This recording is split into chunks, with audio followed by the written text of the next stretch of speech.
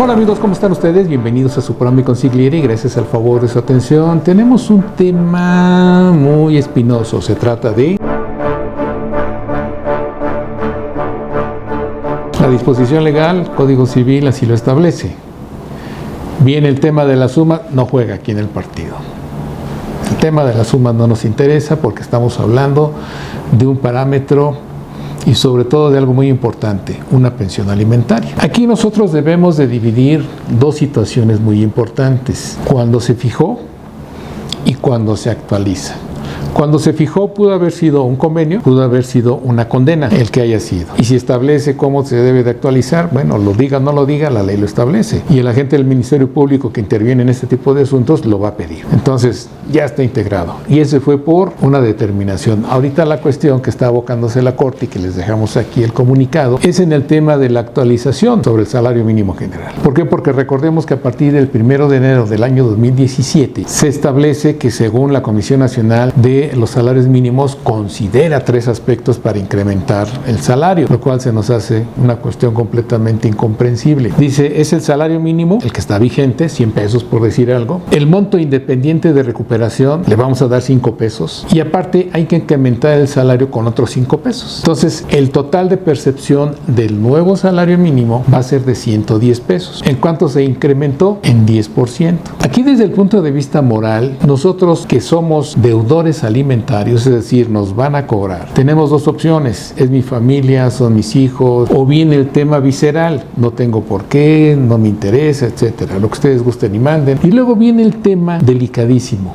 la cuestión ética, de quien vende el servicio para tratar de lograr que esa pensión se reduzca al descalificar integración del salario mínimo, como lo señala la Corte. Entonces dice, no, es que esos 5 pesos del monto de recuperación no deben de jugar en el partido. No se trata de eso. El salario mínimo subió de 100 a 110 y por lo tanto hay un 10% y en ese mismo porcentaje se incrementa el salario. La gran controversia, insistimos, desde el punto de vista moral, de las partes que están en el conflicto, desde las partes que están en el convenio.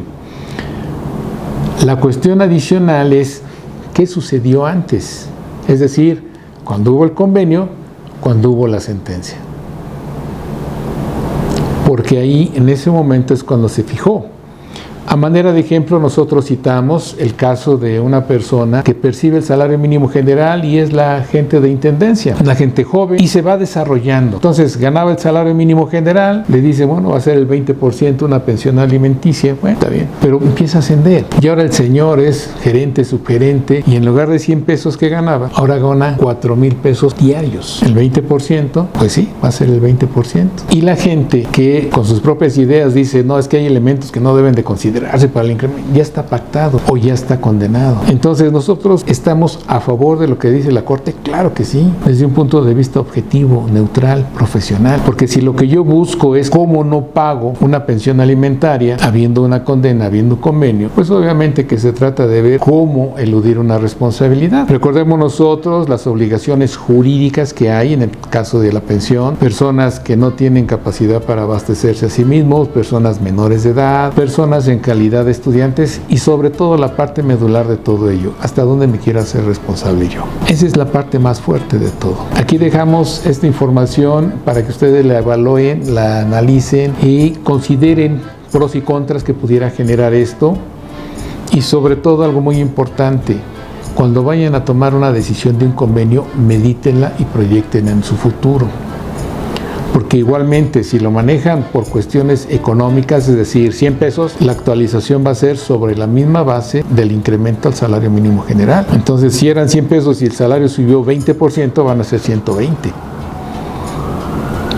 Entonces, son consideraciones que deben de tener ustedes en cuenta, de conformidad con sus asesores y sobre todo que sean coherentes y congruentes con sus percepciones para no incurrir en un problema grave.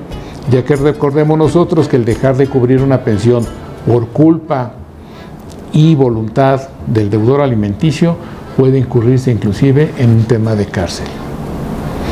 Espero haber llamado tu atención como siempre, y si te gustó apóyanos con ese pulgar arriba, esa suscripción, esa campanita, te des el material nuevo y nos vemos en la que sigue.